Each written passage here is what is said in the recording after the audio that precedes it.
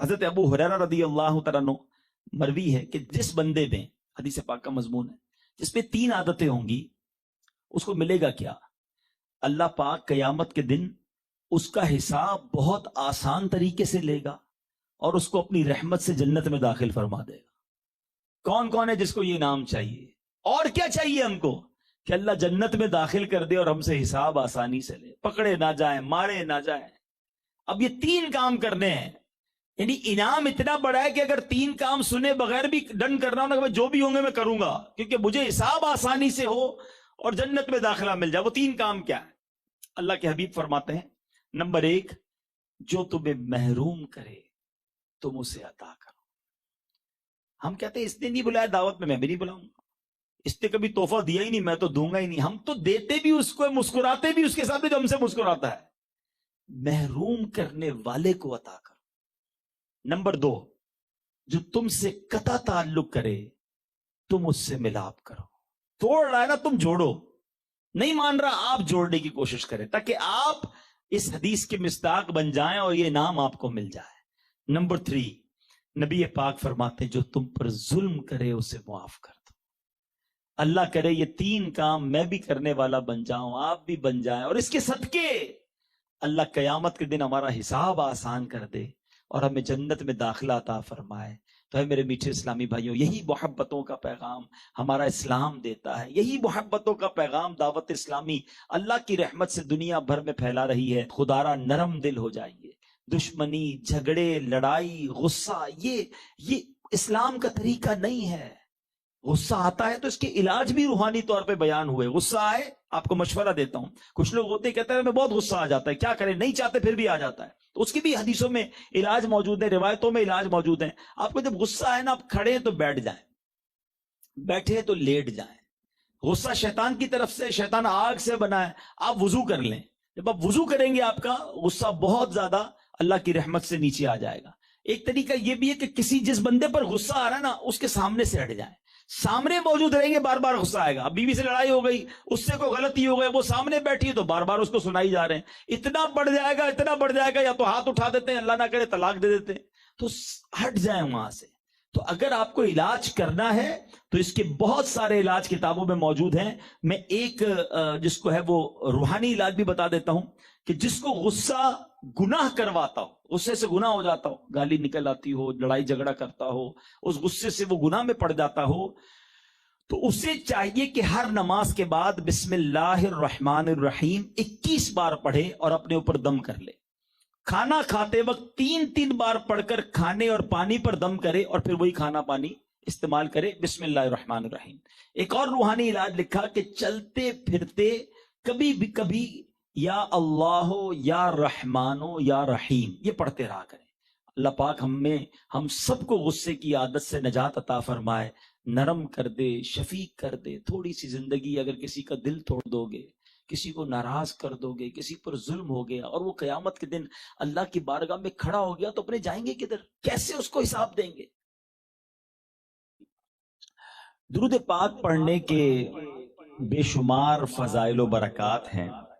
نبی پاک صلی اللہ تعالی علیہ وسلم کا ایک بڑا ہی پیارا فرمان، نارملی درود پاک پڑھنا یقیناً بہت ساری برکتیں لاتا ہے، مگر شاید کچھ لوگ یہ سمجھتے ہیں کہ درود پاک پڑھ لیا تو ٹھیک ہے، نہ پڑھا تو کوئی مسئلہ نہیں۔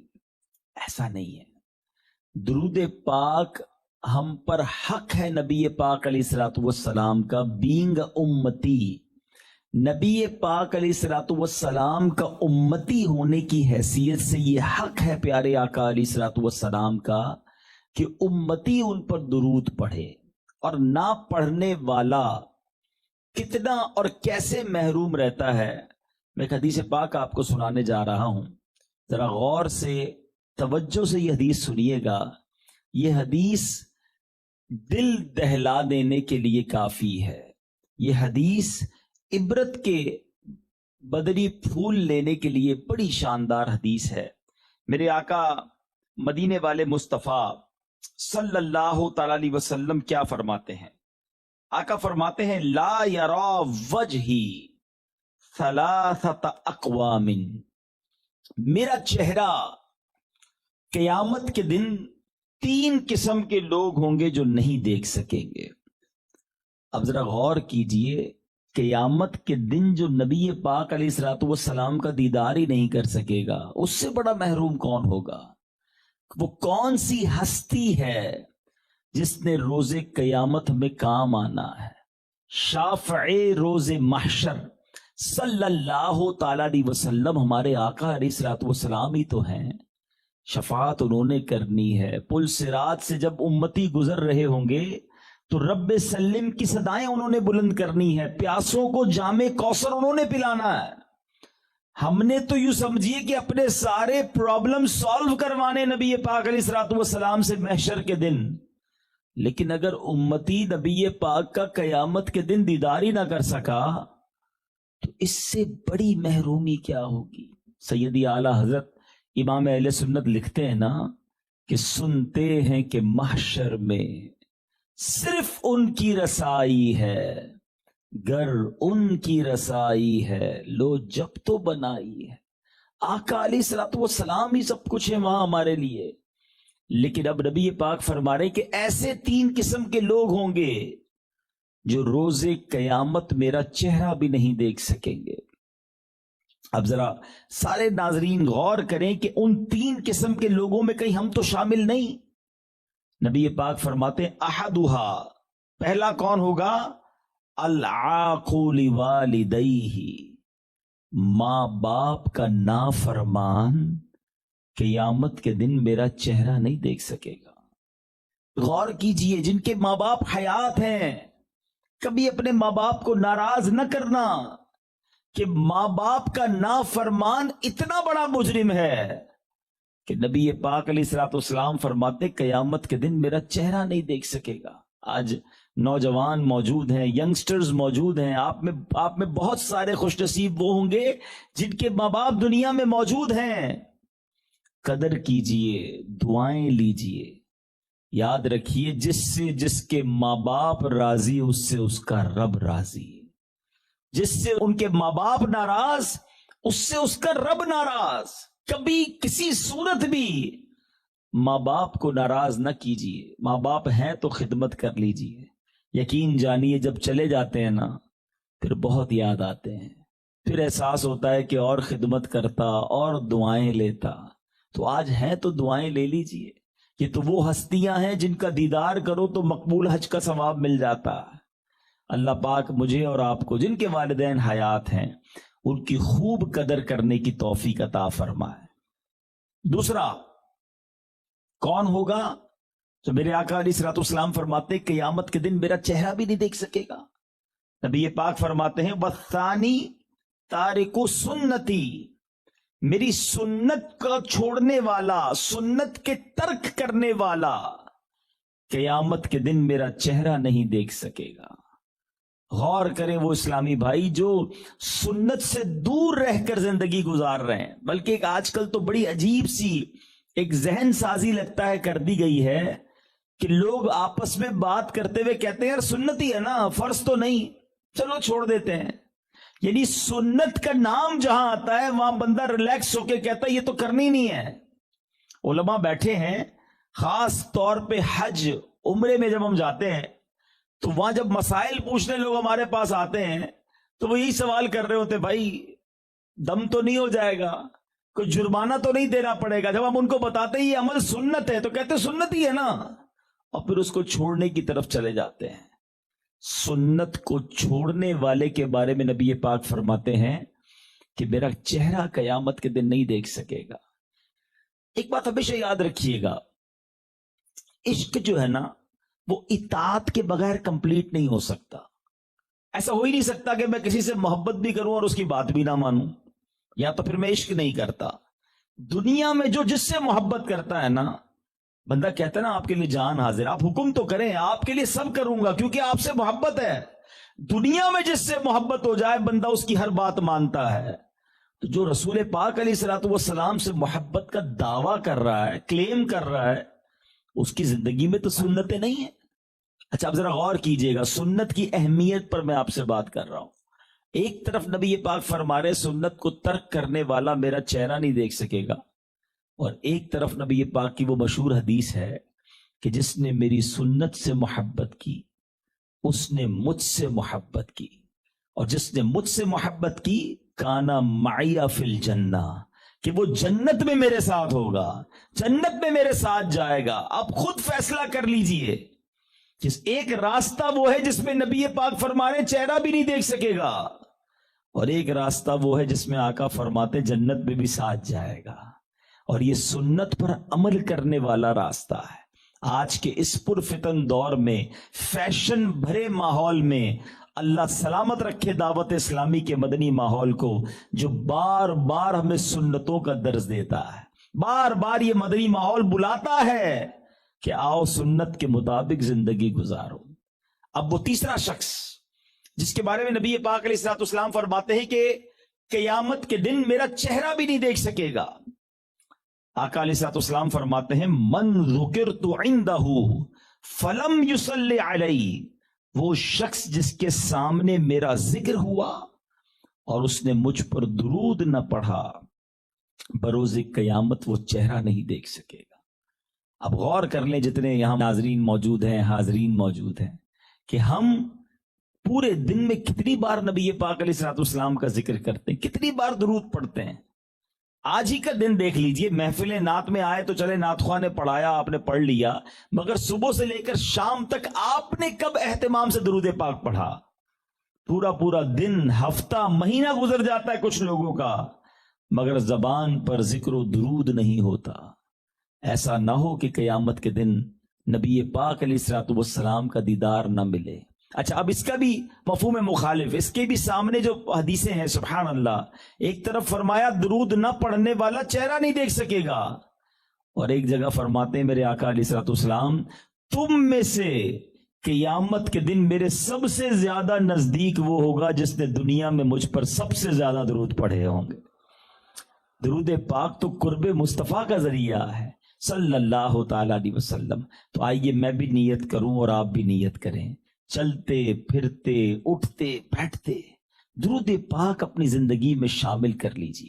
پرابلمز آتی ہیں، بیماریاں آتی ہیں، پریشانیاں آتی ہیں، یقین جانیے درود پاک یہ وہ وظیفہ ہے جو آپ کی پرابلم، پریشانیاں، مصیبتوں کو لے جاتا۔ اور میں نہیں کہہ رہا، پیارے آقا علیہ الصلوۃ والسلام کا فرمان ہے کہ تم میں سے جو شخص مصیبتوں اور پریشانیوں میں ہو، حدیث پاک کا مضمون ہے، وہ کثرت سے درود پاک پڑھے۔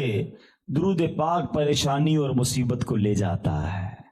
دکھوں نے تم کو جو گھیرا ہو تو درود پڑھو، جو حاضری کی تمنا ہو تو درود پڑھو۔ آئیے مل کر بآواز بلند درود پاک پڑھیں گے، صلو علی الحبیب صلی اللہ تعالی۔ بہرحال آج ہم سرور کائنات علیہ الصلوۃ والسلام کی سیرت کے ایک بڑے ہی نرالے، بڑے ہی پیارے پہلو کی طرف انشاءاللہ میں آپ کی توجہ چاہوں گا۔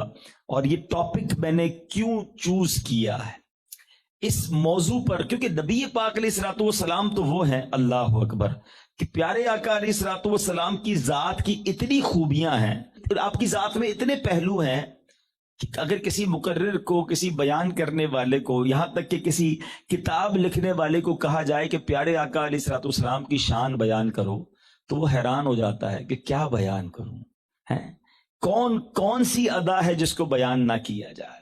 نبی پاک کی ولادت سے پہلے کے واقعات، ولادت کے وقت کے واقعات، میرے آقا کے بچپن کے واقعات، نبی پاک کی جوانی اور مکی زندگی کے واقعات، مدنی زندگی کے واقعات، اللہ کے حبیب علیہ الصلوۃ والسلام کے سفر معراج پر بات کی جائے یا معجزات پر بات کی جائے، کونین کے والی صلی اللہ علیہ وسلم کی خوبصورت اداؤں کی بات کی جائے، یا میرے آقا علیہ الصلوۃ والسلام کے امت پر احسانات پر بات کی جائے، نبی پاک کے حسن و جمال پر بات کی جائے، یا پیارے آقا علیہ الصلوۃ والسلام کے تصرفات پر بات کی جائے، اس قدر ڈائمنشنز ہیں نبی پاک کی حیات طیبہ میں کہ بیان کرنے والا بھی سوچنے پہ مجبور ہو جاتا ہے کہ کہتے ہیں کیسے بیان کیا جائے۔ اوقات بھی نہیں ہے، الفاظ بھی نہیں ہے نبی پاک علیہ الصلوۃ والسلام کی شان بیان کرنے کے لیے۔ بڑے بڑے علماء نے، بڑے بڑے فقہا نے قلم اٹھایا لیکن عاجز نظر آتے ہیں۔ بریلی کے تاجدار امام اہل سنت نے بھی کوشش کی، لیکن ایسا لگتا ہے کہ اس کلام میں تو ڈھونڈتے ہی رہے کہ نبی پاک کو کہوں کیا؟ کہتے سرور کہوں کہ مالک و مولا کہوں تجھے، باغ خلیل کا گل زیبا کہوں تجھے، یعنی کہوں کیا یہ تلاش ہو رہا ہے۔ اللہ رے تیرے جسم منور کی تابشیں، اے جانے جاں اے جانے تجلا کہوں تجھے، آقا تیرے تو وصف عیب تناہی سے ہے بری، حیران ہوں میرے شاہ میں کیا کیا کہوں تجھے۔ اور آخر جس کو کہتے ہیں نا کہ جس کو اس کے بعد سرنڈر ہو گئے کہ لیکن رضا نے ختم سخن اس پہ کر دیا، خالق کا بندہ خلق کا آقا کہوں تجھے۔ تو نبی پاک علیہ الصلوۃ والسلام کی ذات وہ ہے کہ جس کے بارے میں ہم کیا بیان کریں اور کیا بیان نہ کریں، ہماری تو اوقات ہی نہیں۔ بہرحال پیارے آقا علیہ الصلوۃ والسلام کے چرچے کو کس طرح رب عز و جل نے بلند فرمایا اور کس طرح پیارے آقا علیہ الصلوۃ والسلام کی شان کو بیان فرمایا، اللہ اکبر۔ پیارے آقا علیہ الصلوۃ والسلام کا ذکر ہم کیا کریں، اللہ تبارک و تعالیٰ نے پیارے آقا علیہ الصلوۃ والسلام کے ذکر کو اپنے ذکر کے ساتھ کیسے کس طرح جس کو کہتے ہیں نا کہ اٹیچ کیا۔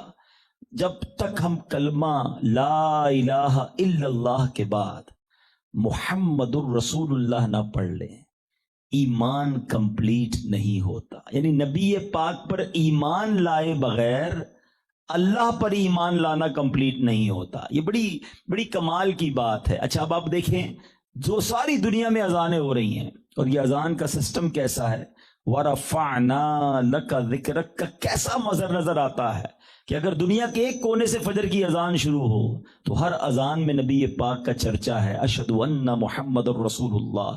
اب آپ ترتیب سے دیکھتے جائیں تو ہو سکتا ہے کہ دنیا کے اوقات میں جو یہ تبدیلی ہے، پشاور میں اذان پہلے ہوتی ہے، اسلام آباد میں بعد میں ہوتی ہے، لاہور میں اس کے بعد ہوتی ہے، پھر سندھ میں ہوتی ہے، پھر کراچی جا کے ہوتی ہے۔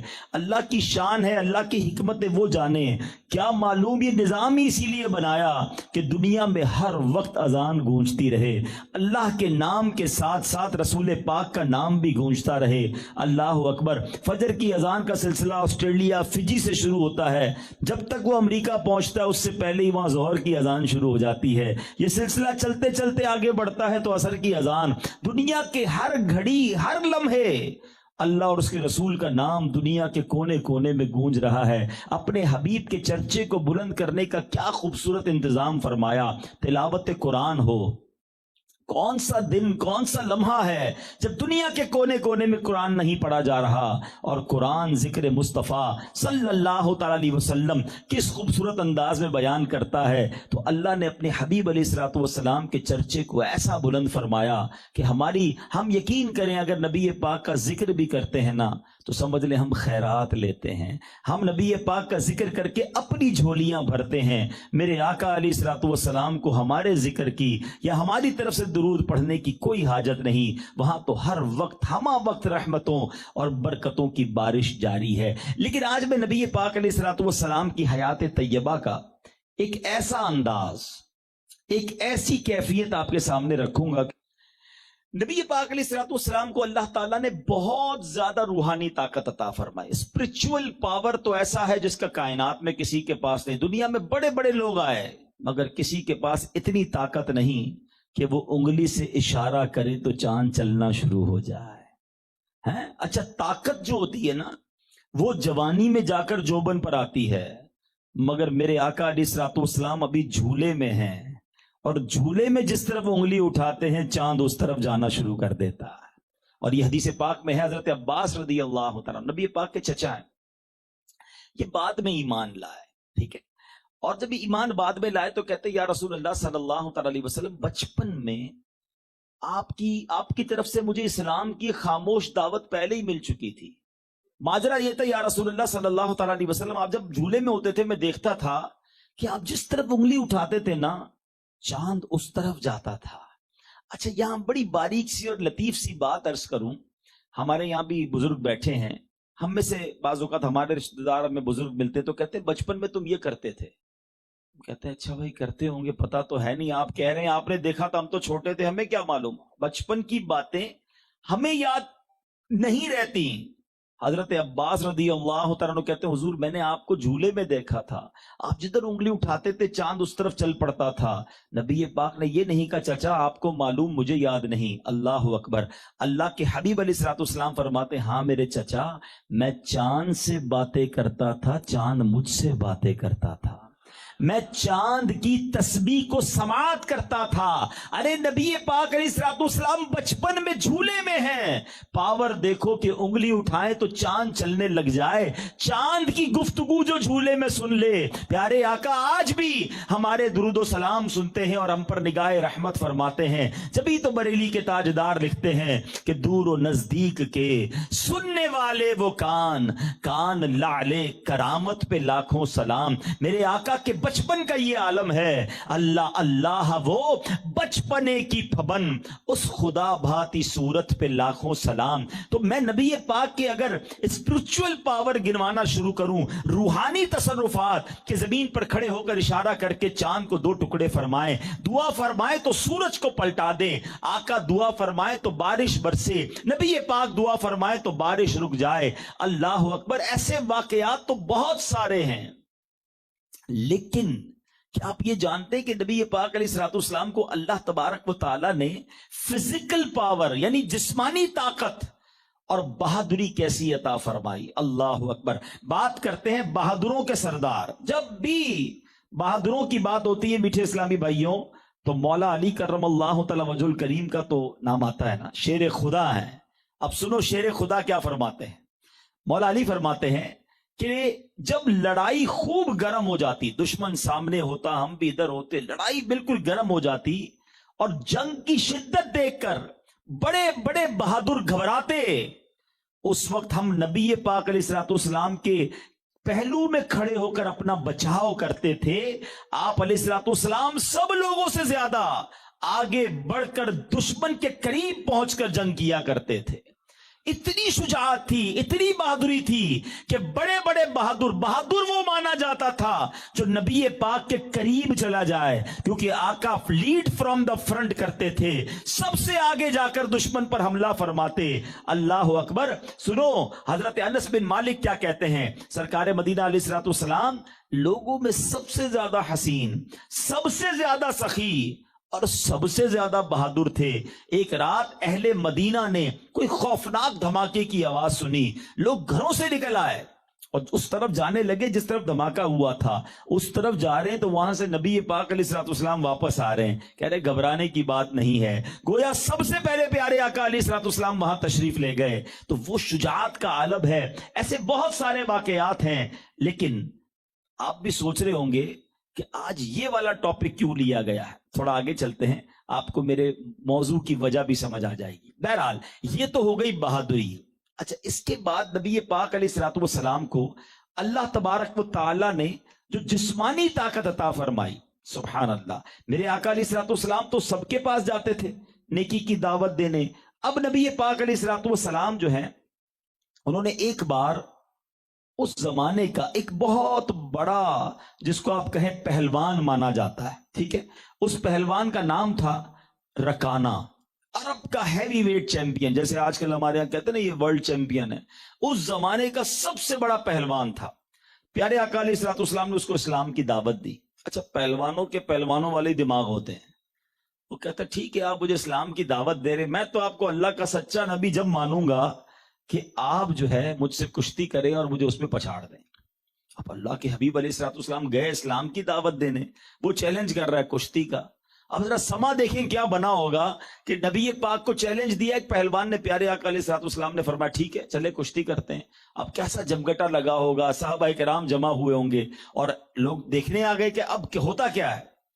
مگر جیسے اس رکانہ پہلوان نے پیارے آقا علیہ الصلوۃ والسلام کی طرف قدم آگے بڑھایا، نبی پاک نے ایک ہی باری میں اٹھا کر اسے پٹک دیا۔ وہ حیران ہو گیا، وہ کہتا ہے مجھے اس طرح اٹھا کر پٹک دیا۔ اب کہتا ہے حضور ایک کام کریں، جو ہے نا مجھے لگتا ہے کہ آپ کے پاس جو ہے نا کوئی مجھے سمجھ نہیں پڑی ہوا کیا ہے میرے ساتھ، ایک بار اور کرتے ہیں مقابلہ۔ نبی پاک نے پیغمبرانہ قوت سے پھر اٹھایا، پھر اٹھا کے پٹک دیا، یعنی اس کو اپنے داؤ پیچ ہلانے جلانے کی نوبت ہی نہیں آئی۔ وہ کہتا ہے حضور آج تک عرب کا کوئی پہلوان میری پیٹھ زمین پر نہیں لگا سکا، تیسری بار آیا، نبی پاک نے تیسری بار بھی اٹھا کر اسے پٹک دی، اس کو ہاتھ پیر ہلانے کی بھی موقع نہیں ملتا تھا۔ وہ کہتے ہیں آپ اللہ کے سچے نبی ہیں، کلمہ پڑھ کر مسلمان ہو گیا۔ پہلوانوں کا عموماً بیٹا بھی پہلوان ہوتا ہے، اس کا بیٹا یزید بن رکانہ، یہ بھی مانا ہوا پہلوان تھا۔ تھوڑے دنوں کے بعد وہ آیا 300 بکریاں لے کر، کہ حضور میں آپ مجھ سے کشتی لڑیے اور مجھے پچھاڑیے، پھر میں مانوں گا آپ طاقتور ہیں۔ باپ کو تو ہرا دیا تھا نبی پاک علیہ الصلوۃ والسلام نے، اب یزید بن رکانہ آیا۔ اچھا پیارے آقا مسکرا کر کہتے ہیں اگر میں نے تمہیں گرا دیا مجھے کیا دو گے؟ کہ حضور یہ 300 بکریاں لایا ہوں، 100 بکریاں آپ کو دے دوں گا۔ پیارے آقا علیہ الصلوۃ والسلام مسکرایا، فرمایا آ جاؤ پھر۔ وہ آیا، نبی پاک سے ہاتھ ملایا، میرے آقا نے ہاتھ پکڑا، اٹھا کے اسے پٹک دیا زمین پر۔ شاکڈ، ہکا بکا رہ گیا، یہ کیا ہوا میرے ساتھ ہے؟ میں وہ جس کا چرچا ہے اور ابھی تو داؤ پیچ لگانے کا موقع ہی نہیں دیا انہوں نے۔ 100 بکریوں کا وعدہ تھا، اس نے 100 بکریاں دی۔ کہا حضور ایک اور، کہا اب کیا دو گے؟ کہا اور ایک بار اور 100 بکریاں دوں گا۔ پیارے آقا مسکرایا، فرمایا آ جاؤ۔ پھر آیا، پھر نبی پاک نے ہاتھ پکڑا، پھر اٹھا کے پٹک دیا، 100 بکریاں دیا۔ اسے سمجھ نہیں آ رہی ہو کیا رہا ہے میرے ساتھ۔ کہتے ہیں آخری بار ایک بار اور، مجھے سمجھ نہیں آ رہی میرے ساتھ کیا ہو رہا ہے، میں اب کی بار آپ کو نہیں جیتنے دوں گا۔ آخری 100 بکریاں بھی اس نے سامنے رکھی، نبی پاک نے اٹھایا، اسے بھی پٹک دیا۔ وہ کہتا دنیا میں کوئی ایسا پہلوان نہیں گزرا جس نے اس طرح مجھے اٹھا کر زمین پر لگایا ہو۔ آپ اللہ کے سچے نبی ہیں۔ نبی پاک علیہ الصلوۃ والسلام نے 300 بکریاں تحفے میں واپس بھی عطا فرما دی۔ سمجھ رہے ہیں آپ؟ میرے آقا صرف روحانی طاقت والے نہیں، نبی پاک علیہ الصلوۃ والسلام کی جسمانی طاقت کا عالم یہ ہے۔ ایک اور پہلوان کے بارے میں آتا ہے، ابو الاسود، اس کا بارے میں مشہور تھا، یہ اتنا طاقتور تھا، یہ جب کسی چمڑے پر بیٹھ جاتا ہے نا، چیلنج دیتا لوگوں کو، چمڑا نکال کے بتاؤ میرے نیچے سے۔ چمڑے کے یعنی سکن آف اینیمل کے ٹکڑے ٹکڑے ہو جاتے تھے، چمڑے سے اس کو نکال نہیں سکتے تھے۔ وہ آیا نبی پاک علیہ الصلوۃ والسلام کی بارگاہ میں، آپ مجھے کشتی میں پچھاڑ دیں میں مسلمان ہو جاؤں گا۔ نبی پاک علیہ الصلوۃ والسلام نے اس کا ہاتھ پکڑا، اٹھایا، اسے بھی زمین پر پٹک دیا، کلمہ پڑھ کر وہ بھی مسلمان ہو گیا۔ اللہ پاک نے اپنے حبیب کو ایسا بنایا ہے، وہ خدا نے ہے مرتبہ تجھ کو دیا، نہ کسی کو ملے نہ کسی کو ملا، کہ کلام مجید نے کھائی شہا، تیرے شہر و کلام و بقا کی قسم، تیرا مسند ناز عرش بری، تیرا محرم راز روح امی، تو ہی سرور ہر دو جہاں ہے شہا، تیرا مثل نہیں ہے خدا کی قسم۔ اللہ نے اپنے حبیب کو با کمال بنایا، ہر صلاحیت عطا فرمائی۔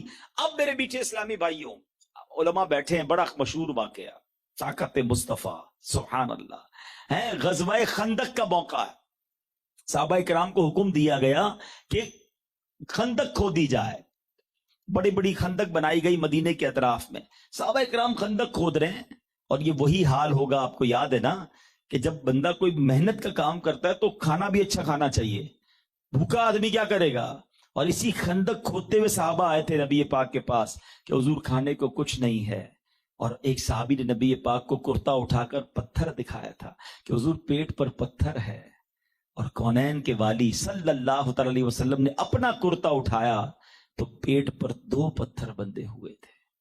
درس ہے ان لوگوں کے لیے جن کی کبھی کھانے پینے میں کمی رہ جائے، کاروبار میں کمی ہو جائے، روزگار میں کمی ہو جائے تو زبان پر شکوے، شکایات، کمپلین، کہتے اللہ نے دیا ہی کچھ نہیں، پیچھے رہ گیا۔ زبان پر شکوہ، اللہ نے بہت دیا، ہمیں لاکھوں کروڑوں سے اچھا بنایا ہے۔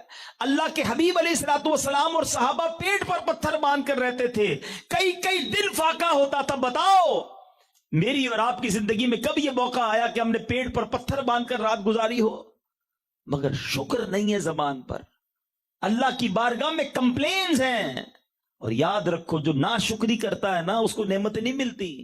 اللہ نے قرآن میں وعدہ فرمایا ہے، لَإِن شَكَرْتُمْ لَأَزِيدَنَّكُمْ، تم میرا شکر ادا کرو میں تمہیں اور عطا کروں گا۔ تو شکر گزار بن جائیے، جو دیا رب نے بہت دیا ہے۔ سب سے پہلا گناہ حسد اور تکبر، سب سے پہلی نافرمانی یہی تو تھی۔ شیطان نے اپنے آپ کو یہی تو کہا تھا نا، انا خیر من، میں اس سے بہتر ہوں آدم سے۔ اس نے ایک بار تکبر کیا، حسد کیا، اور اس کے بعد کیا ہوا؟ ساری عبادتیں، ساری ریاضتیں ختم، زیرو، راندہ درگاہ مردود۔ جو روز کہتا ہوا نا خیر من، اس نے تو ایک بار کہا تھا نا۔ یہاں تو یار لوگ ایسے جو روز کہہ رہے ہوتے، زبان سے نہیں کہتے تو پریکٹیکلی کہہ رہے ہوتے، میں بہتر ہوں اس سے، میرا ملازم ہے، غریب ہے، اس کو تو آتا جاتا کچھ نہیں۔ علم بھی تکبر لاتا ہے، یاد رکھیے گا۔ علماء نے تکبر کے جو ریزنز لکھے، وجوہات لکھی، اس میں علم بھی ہے کہ جب بندہ علم حاصل کرتا ہے کہتا دوسرے جاہل ہیں، میں علم والا ہوں۔ من قال انا عالم فہو جاہل، روایتوں کا مضمون ہے کہ جب بندہ کہے میں عالم ہوں تو وہی جاہل ہے۔ اپنے آپ کو عاجزی کا پیکر بنائیے، میں کچھ بھی نہیں ہوں، میری اوقات ہی کوئی نہیں ہے، اللہ پاک نے جو دیا وہ دیا۔ اور یاد رکھو تم عاجزی کرو گے اللہ اور عطا فرمائے گا، تمہیں اور عروج عطا فرمائے گا۔ تو بہرحال اللہ کے حبیب علیہ الصلوۃ والسلام کی عاجزی بھی دیکھو اور اس کے بعد دشمنوں کی معافی بھی دیکھو، کیسے کیسے واقعات پڑے ہیں۔ وہ آپ بھول گئے؟ غورس نام کا ایک شخص آیا تھا، نبی پاک تنہا اکیلے آرام فرما رہے تھے، کوئی گارڈ، کوئی سیکیورٹی نہیں تھی۔ غورس ہاتھ میں تلوار لے کر آیا قاتلانہ حملہ کرنے، معاذ اللہ پلان یہ تھا کہ نبی پاک علیہ الصلوۃ والسلام کو شہید کر دوں گا۔ اب جیسے ہی غورس قریب پہنچتا ہے میرے آقا کی مبارک آنکھیں کھلتی ہیں، کیونکہ نبی کا دل تو نہیں سوتا نا صلی اللہ تعالی علیہ وسلم۔ آقا نے اسے دیکھا تو غورس کہتا ہے اے محمد صلی اللہ تعالی علیہ وسلم، اب تمہیں مجھ سے کون بچائے گا؟ پیارے آقا اکیلے ہیں، تنہا ہیں، غورس کے ہاتھ میں تلوار ہے۔ غورس تکبر کے عالم میں، پراؤڈ میں کہتا ہے اے محمد صلی اللہ تعالی علیہ وسلم، اب تمہیں کون بچائے گا؟ اللہ اکبر۔ اللہ کے حبیب علیہ الصلوۃ والسلام کی زبان سے پتہ کیا نکلا؟ ایک ہی لفظ، اللہ۔ رحمت للعالمین کی زبان سے لفظ اللہ سن کر غورس کانپنے لگا، اس کے ہاتھ سے تلوار گر گئی۔ میرے آقا نے وہ تلوار اٹھائی، فرمایا غورس اب تجھے کون بچائے گا؟ اب تجھے کون بچائے گا؟ کہتے حضور آپ کریم ہیں، مہربانی فرمائیں، معاف کر دیں۔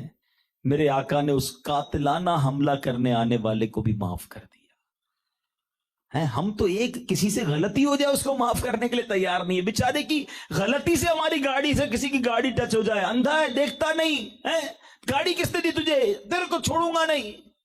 سوچئے کتنا فرق ہے ہم میں اور ان میں۔ چھوٹی چھوٹی بات پر بیوی پر ہاتھ اٹھاتے ہیں، چھوٹی چھوٹی بات پر جناب اپنی فیملی سے لڑائی، اپنے خاندان والوں سے لڑائی، ایسی ایسی دشمنیاں پال لی، نہیں جناب ہم چچا کے گھر نہیں جاتے، ہم فلاں کے اپنے دعوت میں نہیں بلائیں گے، ہمارا رشتہ ختم ہو گیا ان سے۔ وجہ کیا تھی؟ وہ دعوت میں نہیں بلایا تھا ہمیں، ہم سے سیدھے منہ بات نہیں کی تھی۔ کوئی چھوٹی سی بات پر اتنی بڑی بات بنا دیتے ہیں۔ کدھر گئی تمہاری نبی پاک علیہ الصلوۃ والسلام کی غلامی؟ کیا یہ انداز ہے پیارے آقا علیہ الصلوۃ والسلام کے غلاموں کا؟ دشمنیاں پالنا، معاف نہ کرنا۔ فتح مکہ کو بھول گئے؟ جب مکہ فتح ہوا ذرا سوچئے نبی پاک علیہ الصلوۃ والسلام اور صحابہ پر کیا ظلم نہیں کیا تھا مکے والوں نے۔ مکے میں نبی پاک کی پیدائش ہوئی صلی اللہ تعالی علیہ وسلم، 53 ایئرز، 53 سال نبی پاک نے مکے میں گزارے ہیں۔ آپ ذرا سوچیں، گھر بار وہیں، بال بچے وہیں، صحابہ کرام کا کاروبار، خاندان سب وہیں، اور اب نبی پاک کو مکہ چھوڑنا پڑ رہا ہے۔ کس غم زدہ حالت میں میرے آقا نے مکہ چھوڑا تھا؟ روایتوں کے مضمون ہے کہ نبی پاک جب مکے سے باہر جا رہے تھے تو مکہ شریف کی طرف دیکھ کر فرمایا تھا کہ اے مکہ، روئے زمین پر سب سے زیادہ محبوب شہر تو ہے میرے نزدیک، اگر تیرے شہر والے نہ چھوڑواتے میں کبھی چھوڑ کر نہ جاتا۔ حدیث پاک کا خلاصہ ہے۔ بڑے غم زدہ تھے میرے آقا مدینے جاتے ہوئے۔ 8 سال کے بعد within 8 years اللہ نے وہ کرم کیا کہ اللہ تعالیٰ نے مسلمانوں کو وہ فتح عطا فرمائی کہ مکہ ہی فتح ہو گیا۔ کعبے کی چابیاں بھی مل گئیں، کعبے کی چھت پر اذان بھی ہو رہی ہے، کعبے سے بت بھی نکال دیے گئے، کنٹرول ہے مکے کا، اور وہ سارے لوگ لائن لگا کر کھڑے ہیں۔ حضرت حمزہ کو شہید کرنے والے بھی موجود تھے۔ چچا کو کس طرح شہید کیا گیا تھا؟ آنکھ، کان اور جسم کے ٹکڑے نکال کر شہید کیا گیا کئی صحابہ کو۔ بی بی زینب رضی اللہ تعالیٰ عنہ میرے آقا کی صاحبزادی، ان کو نیزہ پیٹ پر اس طرح مارا گیا تھا کہ آپ اونٹ سے نیچے گری اور آپ کا حمل بھی ضائع ہو گیا۔ میرے آقا کی گلے میں چادر ڈال کر پھندا ڈالنے والے بھی موجود تھے، اور نبی پاک علیہ الصلوۃ والسلام کی سجدے کی حالت میں معاذ اللہ جو پیارے آقا کی بے ادبی کی گئی تھی، جس میں اقدس پر جو رکھا گیا، وہ لوگ بھی موجود تھے، رلانے والے موجود تھے، صحابہ کرام کو تپتی ریت پر لٹانے والے موجود تھے۔ موقع تھا بدلہ لینے کا، موقع تھا آج سب کے ٹکڑے ٹکڑے کر دینے کا۔ نبی پاک کے سامنے جب وہ سارے لوگ کھڑے تھے نا، اللہ کے حبیب علیہ الصلوۃ والسلام نے کیا فرمایا؟ پیارے آقا نے فرمایا، بولو تمہیں کچھ معلوم ہے آج میں تمہارے ساتھ کیا معاملہ کرنے والا ہوں؟ جب یہ سوال کیا نا نبی پاک نے، وہ لرز گئے کہ آج تو ہمیں ہمارے ٹکڑے کروا کر چیلوں سے اور کتوں سے بچوائے جائیں گے، مگر ڈرتے ڈرتے وہ کہتے ہیں اخن کریم و ابن اخن کریم، آپ کرم والے بھائی اور کرم والے باپ کے بیٹے ہیں۔ ایسے ایسے جانی دشمن موجود تھے۔ اللہ کے حبیب علیہ الصلوۃ والسلام نے کیا ارشاد فرمایا؟ قرآن میں یہ الفاظ موجود ہیں، لا تثریب علیکم اليوم فاذهبوا انتم الطلقاء۔ اللہ کے حبیب فرماتے ہیں آج تم پر کوئی الزام نہیں، جاؤ تم سب آزاد ہو۔ سب کو آزاد کر دیا، کوئی جناب سزا نہیں ملی، کوئی مار کٹائی نہیں ہوئی، سب معاف۔ اور سنو نبی پاک نے صحابہ کرام سے کیا فرمایا؟ آقا فرماتے تمہارے کاروبار اور زمینوں پر انہوں نے جو قبضہ کر لیا ہے نا، مکے سے تو چھوڑ کے چلے گئے تھے صحابہ، سیدنا عثمان غنی بھی گئے تھے، سیدنا ابوبکر صدیق بھی گئے تھے، بڑے بڑے صحابہ گئے تھے، تو ان کا کاروبار بھی تھا، پراپرٹیز بھی تھی، گھر بھی تھے، مکے والوں نے قبضہ کر لیا تھا غیر مسلموں نے۔ نبی پاک نے فرمایا تمہارا جو کچھ انہوں نے قبضہ کیا ہے نا، یہ سارا کا سارا انہیں تحفے میں دے دو۔ یہ کیسی معافی تھی، کیا خوبصورت الفاظ مفتی عبد المصطفیٰ اعظمی صاحب لکھتے ہیں، اللہ اکبر، اے اقوام عالم کی تاریخی داستانوں، بتاؤ کیا دنیا کے کسی فاتح نے، کسی فاتح کی کتاب زندگی میں کوئی ایسا حسین اور زرین ورق ہے؟ اے دھرتی خدا کے لیے بتا، اے آسمان خدا کے لیے بول، کیا تمہارے درمیان کوئی ایسا فاتح گزرا ہے جس نے اپنے دشمنوں کے ساتھ ایسا اس نے سلوک کیا ہو؟ اے چاند اور سورج کی چمکتی اور دوربین نگاہوں، کیا تم نے لاکھوں برس کی گردش لیل و نہار میں کوئی ایسا تاجدار دیکھا ہے؟ تم اس کے سوا اور کیا کہو گے کہ یہ نبی جمال و جلال کا وہ بے مثال شاہکار ہے کہ شاہان عالم میں اس کا تصور محال ہے۔ اس لیے ہم دنیا کو دعوت نظارہ کا چیلنج دیتے ہیں کہ ساری دنیا نے ایسا منظر نہیں دیکھا ہوگا۔ اللہ کے حبیب نے فتح مکہ کے موقع پر ان تمام دشمنوں کو معاف کیا۔ اب سنو اس معافی کا فائدہ کیا ہوا ہے؟ تاریخ کی کتابوں میں لکھا کہ بڑے بڑے سرداران قریش، بڑے بڑے لوگ رونے لگے کہ ہم نے ان کے ساتھ کیا کیا اور انہوں نے ہمارے ساتھ کیا کیا، اور اس معافی کی برکت سے وہ نسل در نسل مسلمان ہو گئے، جوک در جوک مسلمان ہوئے۔ مسلمانوں کی تعداد کتنی بڑی، صرف اس سے اندازہ کیجئے گا۔ سمجھدار لوگ بیٹھے ہیں، 2 سنہ ہجری میں بدر ہوتا ہے، کتنے مسلمان تھے؟ 313۔ اور آپ کو وہ تاریخی الفاظ یاد ہونے چاہیے کہ نبی پاک نے بدر کے میدان میں اللہ کی بارگاہ میں دعا کرتے ہوئے عرض کی تھی کہ اللہ اگر آج یہ مارے گئے تو دنیا میں تیرا نام لینے والا کوئی نہ بچے گا۔ یعنی کم و بیش 313 مسلمانی دنیا میں، کچھ خواتین مدینے میں تھی۔ یہ تعداد ہے 2 سنہ ہجری میں، ٹھیک ہے؟ 3 سنہ ہجری میں احد ہوتا ہے، تقریباً 700 مسلمان اس میں شرکت کرتے ہیں، جناب ٹھیک ہے؟ اور تقریباً 6 سنہ ہجری میں صلح حدیبیہ ہوتا ہے، 1400 مسلمان۔ آپ گریجولی دیکھ رہے ہیں مسلمانوں کی تعداد 6 سنہ ہجری میں کہاں پہنچی ہے؟ 1400 مسلمان۔ اور ٹھیک ہے تھوڑے مدینہ شریف میں ہوں گے، مگر جب 8 سنہ ہجری میں میرے آقا فتح مکہ کو آتے ہیں تو 10,000 مسلمانوں کا لشکر ہے۔ ابھی اور سنو، معافی دی نا، لوگ کہتے ہیں معافی کروں گا تو پیچھے رہ جاؤں گا، معاف کر دوں گا تو بزدل کہلاؤں گا، معاف کر دوں گا تو خاندان کی عزت کا کیا ہوگا، ہمارے قبیلے کے بھرم کا کیا ہوگا، ہم تو جناب بزدل مانے جائیں گے۔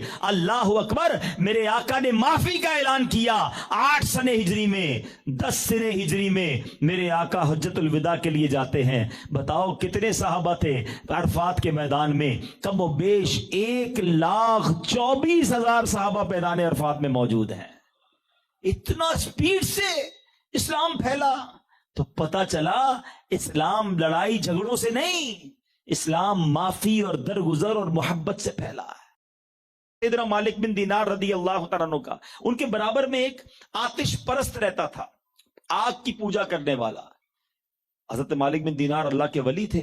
اس نے ان کو تنگ کرنے کے لیے کیا کیا، ایک پرنالہ بنایا، بارش کا پانی جس سے آتا ہے نا، روزانہ اپنے گھر سے گندگی حضرت مالک بن دینار کے گھر میں بھیجتا تھا.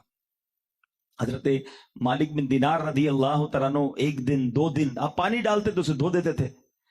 تو ایک دن وہ آیا اور آ کر کہتا ہے کہ حضور میں جو پرنالے سے گندگی بھیجتا ہوں اس سے آپ کو تکلیف نہیں ہوتی؟ تو آپ کہتے ہیں ہاں تکلیف تو ہوتی ہے، مگر میں پانی ڈالتا ہوں اس کو دھو دیتا ہوں تو آپ کو غصہ نہیں آتا؟ کہاں میں غصہ تو آتا ہے مگر پی جاتا ہوں، کیونکہ اللہ تعالیٰ نے قرآن میں فرمایا ہے وَالْكَاظِمِينَ الْغَيْظَ وَالْعَافِينَ عَنِ النَّاسِ وَاللَّهُ يُحِبُّ الْمُحْسِنِينَ. اللہ قرآن میں فرماتا ہے اور غصہ پینے والے اور لوگوں سے درگزر کرنے والے اور نیک لوگ اللہ عز و جل کے محبوب ہیں. وہ غیر مسلم کہتا ہے حضور اس گھر کی گندگی بعد میں دھوئیے گا، پہلے میرے دل کی گندگی دھوئیے، میں کلمہ پڑھ کر مسلمان ہوتا ہوں. غیر مسلم مسلمانوں کا اخلاق دیکھ کر مسلمان ہو جاتے تھے. سچ بتاؤ آج ہمارا مسلمان پڑوسی ہم سے تکلیف میں ہوتا ہے. اگر آپ کے میرے پڑوس میں کوئی غیر مسلم آ جائے، کیا ہمارے اس پڑوس میں رہنے کی وجہ سے مسلمان ہوگا؟ ہمارے کردار ایسے ہیں، ہم سے کاروبار کر کے کوئی مسلمان ہوگا؟ پہلے مسلمان تاجروں نے دین پھیلایا، وہ بزنس کرنے گئے کئی ملکوں میں، اتنی ایماندار والی تجارت کی، ایسے وعدے پورے کیے، اتنا اصلی مال دیا کہ لوگ کہتے تھے مال لینا تو مسلمان سے لینا، اسلام انہی کا ٹھیک ہے، مذہب ان کا درست ہے. جب کاروباری لوگ ایسے ہیں تو ان کے نبی کیسے ہوں گے؟ کلمہ پڑھ کر مسلمان ہو جاتے ہیں. مگر بتاؤ آج دنیا میں ہم نے کیا حال کر دیا ہمارے مذہب کا. لوگ کہتے ہیں میڈ ان، جملہ کہنے کو مزہ نہیں آ رہا، مگر مسلم ملکوں کی پروڈکٹ خریدنے کی بجائے لوگ کہتے ہیں یار اس ملک کی لے لو، وہ سچی بات ہوگی، جو لکھا ہے وہی ہوگا یا نہیں ہوگا. تاجر بیٹھے ہیں یہاں پر، سوچئے یہ دین کی خدمت ہے، ہم کیا کر رہے ہیں؟ اتنا پیارا مذہب، اتنے پیارے آقا علیہ الصلوۃ والسلام کے امتی ہیں، مگر ہمارے ایٹیٹیوڈ، ہمارے اعمال، ہمارا کردار کیسا ہو گیا؟ تو خدا را میرے پیچھے اسلامی بھائیوں، معافی، درگزر اور دشمنی ختم کرنے کی طرف آئے، لوگوں کے لیے دل بڑے کریں. معاف کرنا میرے آقا علیہ الصلوۃ والسلام کو بہت پسند ہے. اور ایک بڑی جس کو کہنا ڈرا دینے والی حدیث سناتا ہوں. حدیث پاک کا مضمون ہے کہ جو رحم نہیں کرتا وہ رحم نہیں کیا جائے گا، اور جو معاف نہیں کرتا وہ معاف نہیں کیا جائے گا. اگر میں نے کسی پر رحم نہیں کیا اور اگر مجھ پر اللہ نے رحم نہ فرمایا تو میں کدھر جاؤں گا؟ سوچو نا. اگر آج ہم کسی کو معاف کرنے کے لیے تیار نہیں ہیں، بندہ کہتا ہے میں بتاتا ہوں کون ہوں، میں اب اس کو ٹھیک کروں گا، کر لو، بدلہ لے لو. لیکن اگر میرے اور آپ کے اعمال پر رب نے پکڑ فرمائی تو ہم کدھر جائیں گے؟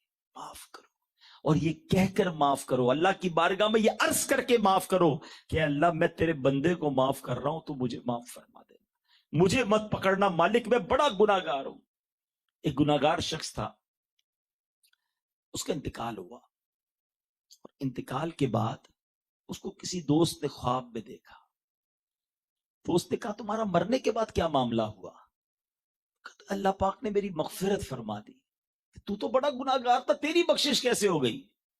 کہ ماجرا یہ تھا کہ ایک بار گھر میں بیوی نے کھانا بنایا اور نمک بہت زیادہ ڈالا، مجھے بڑا غصہ آیا، جی تو چاہا کہ بیوی کو ابھی سزا دوں، پلیٹ اٹھا کر منہ پر ہی مار دوں.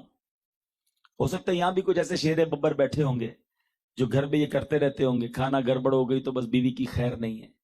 اور اس شخص نے کیا کیا؟ کہتا ہے مجھے خیال آیا آج بیوی نے ایک بار غلطی کی ہے، مجھے غصہ آ رہا ہے، مجھے سزا دینے کو جی چاہ رہا ہے، میں تو روز اللہ کی بارگاہ میں غلطیاں کر رہا ہوں، نافرمانیاں کر رہا ہوں، وہ تو سزا نہیں دے رہا مجھے. کہتا بس یہ خیال آیا، میں نے بیوی کو کچھ بھی نہیں کہا، چپ چاپ میں نے کھانا کھایا، چلا گیا. مرنے کے بعد مجھے بتایا